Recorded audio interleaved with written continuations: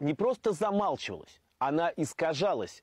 Я учился в советской школе, и я помню, как нам учительница еще в 4 классе объясняла, что главное зло – это татаро-монголы. Если бы не проклятые татаро-монголы, жили бы мы сейчас лучше всех. И только советская власть сумела все изменить и исправить к лучшему. Вот эти жестокие, гротескные, узкоглазые, кривоногие кочевники приходили на Русь, грабили, насиловали и убивали. Больше ничем не занимались.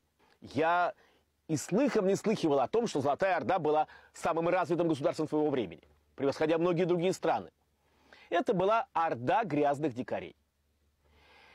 Такую историю нам преподавали, к сожалению. Ну а если говорить о конкретных запретах на изучение наследия Золотой Орды, то это прежде всего запрет 1944 года, когда советская власть вновь стала опасаться усиления националистических течений среди разных народов Советского Союза.